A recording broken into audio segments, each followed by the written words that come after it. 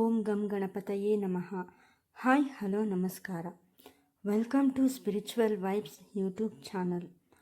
ಇವತ್ತಿನ ಈ ವಿಡಿಯೋದಲ್ಲಿ ರಕ್ಷಾಬಂಧನದ ಪೌರಾಣಿಕ ಇತಿಹಾಸ ಮತ್ತು ಮಹತ್ವದ ಬಗ್ಗೆ ತಿಳಿದುಕೊಳ್ಳೋಣ.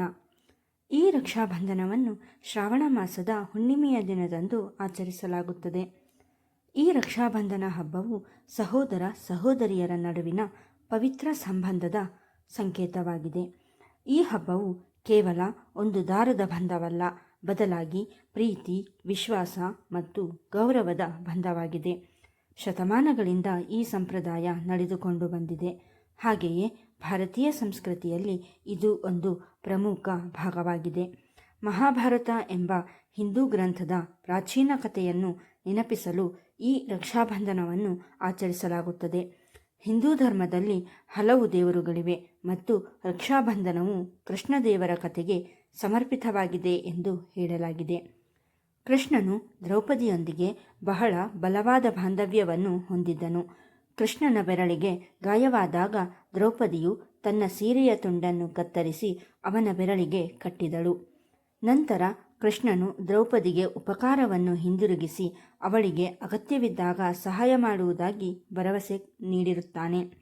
ದ್ರೌಪದಿ ಕಷ್ಟದಲ್ಲಿದ್ದಾಗ ಕೃಷ್ಣನು ಅವಳನ್ನು ರಕ್ಷಿಸಲು ಬಂದನು ಮತ್ತು ಅದಕ್ಕಾಗಿಯೇ ಈ ಹಬ್ಬವನ್ನು ಆಚರಿಸಲಾಗುತ್ತದೆ ಎಂದು ಹೇಳಲಾಗುತ್ತದೆ. ಅದೇ ರೀತಿ ಇಂದ್ರ ಮತ್ತು ಇಂದ್ರಾಣಿಯ ಕಥೆ. ಪುರಾಣದ ಒಂದು ಕಥೆಯ ಪ್ರಕಾರ ಒಮ್ಮೆ ದೇವತೆಗಳು ಮತ್ತು ರಾಕ್ಷಸರ ನಡುವೆ ಭೀಕರ ಯುದ್ಧ ನಡೆಯುತ್ತಿತ್ತು. ರಾಕ್ಷಸರ ಶಕ್ತಿ ಹೆಚ್ಚುತ್ತಿತ್ತು. ಇದರಿಂದಾಗಿ ದೇವತೆಗಳು ಸೋಲಲು ಪ್ರಾರಂಭಿಸಿದರು. ದೇವರಾಜ ಇಂದ್ರನು ಭಯಭೀತನಾಗಿ ಗುರು ಬೃಹಸ್ಪತಿಯ ಬಳಿಗೆ ಹೋದನು. ನಂತರ ಇಂದ್ರಾಣಿ ಎಂದರೆ ಇಂದ್ರನ ಪತ್ನಿ, ಇಂದ್ರನನ್ನು ರಕ್ಷಿಸಲು ಮಂತ್ರಗಳಿಂದ ಪವಿತ್ರಗೊಳಿಸಿದಳು. ನಂತರ ಅವನ ಕೈಗೆ ರೇಷ್ಮೆ ದಾರವನ್ನು ಕಟ್ಟಿದಳು.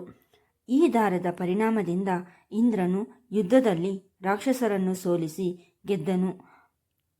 ರಕ್ಷಾಬಂಧನ ಇಲ್ಲಿಂದ ಶುರುವಾಯಿತು ಎಂದು ನಂಬಲಾಗಿದೆ. ಆದರೆ ಅಲ್ಲಿ ಹೆಂಡತಿ ತನ್ನ ಗಂಡನನ್ನು ರಕ್ಷಿಸಲು ರಕ್ಷೆಯನ್ನು ಕಟ್ಟಿದಳು. ಅಂತಹದ್ದೇ ಇನ್ನೊಂದು ಪೌರಾಣಿಕ ಕಥೆಯನ್ನು ನೋಡೋಣ. ವಾಮನ ಅವತಾರ ಮತ್ತು ರಾಜಬಲಿಯ ಕಥೆ.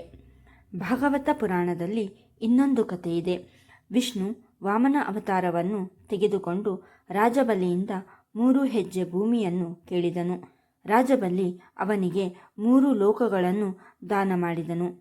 ನಂತರ ವಿಷ್ಣು ಅವನನ್ನು ಪಾತಾಳ ಲೋಕದ ರಾಜನನ್ನಾಗಿ ಮಾಡಿದನು. ರಾಜಬಲಿಯ ಭಕ್ತಿಯಿಂದ ಮೆಚ್ಚಿದ ವಿಷ್ಣು ಅವನೊಂದಿಗೆ ಪಾತಾಳ ಲೋಕದಲ್ಲಿ ವಾಸಿಸಲು ಪ್ರಾರಂಭಿಸಿದನು. ಇದು ಲಕ್ಷ್ಮೀದೇವಿಯನ್ನು ಚಿಂತೆಗೀಡು ಮಾಡಿತು.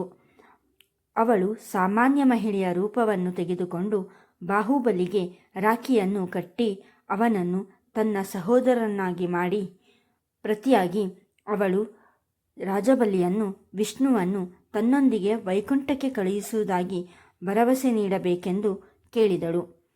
ರಾಜಬಲಿ ಆ ವಾಗ್ದಾನವನ್ನು ಪಾಲಿಸಿದನು ಮತ್ತು ವಿಷ್ಣುವನ್ನು ಕಳುಹಿಸಿಕೊಟ್ಟನು. ಹೀಗಾಗಿ ರಕ್ಷಾಬಂಧನವು ಸಹೋದರ ಸಹೋದರಿಯರ ಸಂಬಂಧದ ಸಂಕೇತವಾಯಿತು ಎಂದು ಹೇಳಲಾಗುತ್ತದೆ.